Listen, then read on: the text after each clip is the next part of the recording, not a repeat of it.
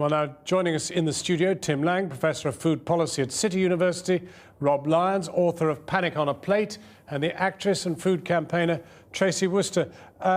Tim Lang, I mean, we're getting lots of avenues people are pursuing, and we had the Minister there talking about food labelling, and of course really blaming this whole thing probably on criminality.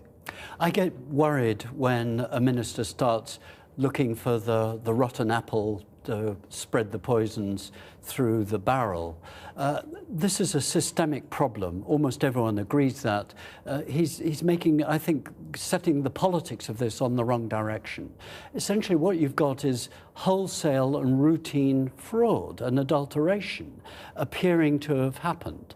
The enormity of the supply chains, the length and the complexity of the supply chains, that some of the biggest companies in the food system didn't actually know what they thought they were in control of, is staggering. Absolutely staggering. This goes to the heart of your case, that food chain needs to come right back to the farm gate. Well, but how do you do that and keep the food cheap?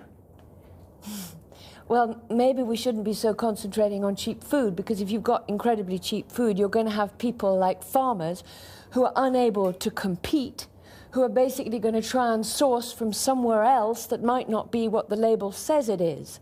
So in a way, you actually can't blame the people who are trying to survive as small-scale farmers from occasionally cheating the wholesalers coming in and finding something which is even cheaper. They don't look properly of where it comes from. So I believe that we need to shorten the distance between the producer, the farmer, and the consumer. And actually in supermarkets there are labels which say if it's organic or free range or outdoor raised, but it needs to say if it's been made in a factory farm. It needs to say exactly what has happened with that meat. And actually it's cheaper to buy quality meat if you go to your farmer's market, or if you look on the internet, you've got something like Big Barn, and you can really pay a good price and you can give the farmer the profits, not supermarkets. You're concerned that cheap food is under siege, and you believe in cheap food. Well, I think cheap food is a very good thing. It allows us, for poorer people to eat better. It allows for people who are slightly better off to have more choice about what they spend their income on. They can stop worrying about the food and start worrying about other choices. But it seems you can only do that if you've got a long enough food chain to take you to Romania. Well, I think that the specialisation of food and the increasing scale of food production is actually a generally good thing. Obviously, I think in this case, the big retailers and the big food manufacturers have been blindsided by this. This is the nature of fraud, is that people do things that you're not expecting them to do. And in this case, they've substituted the meat, which looks like beef, for beef, and got away with it for perhaps quite some time. Well, is this a turning point? I mean, is this a moment when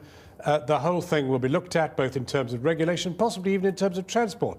I mean, if a supermarket here wants the stuff, should they not go direct to the producer and bring it back themselves? They should do, and some do. Morrison's, for example, prides itself here on doing exactly that. It's vertically integrated. What you've exposed here is the complexity of the modern contract and specifications model of food governance. But what do you do about it? What a mouthful that is. Do you scrap the food chain that goes through 11 different people before you reach Romania? Well, if you're going to have that, you've got to make sure you've got control over it. What's been exposed, I keep on saying this, is you've got powerful companies that have got very tight, ruthless contracts and specifications, exactly as Tracy said, driving down the money that goes to the primary producer, the farmer, and squeezing the money and taking the money. This is a battle about who makes the money, actually, who's in control. But what has emerged is how limited the control of the apparently very powerful has been. And the choice is now becoming, what's a real food economy going to look like? That, I think, this might be an important moment. And the critical issue, maybe the others will disagree with me, is certainly from, I was yesterday at a major conference on non-communicable diseases, the modern diseases of civilization, and on climate change. The two great challenges of the modern world is cheap food is actually putting its costs onto healthcare and onto the environment. It's not cheap.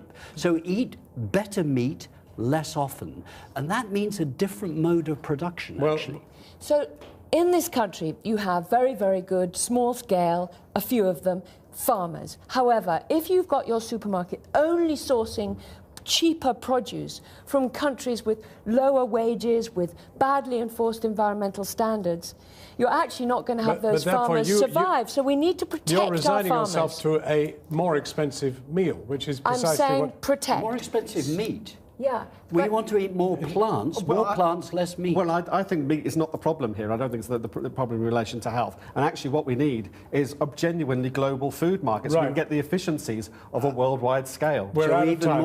Even more of this problem. We're out of time. We'll be back tomorrow at 7. Until then, that is Channel 4 News. Good evening. Goodbye.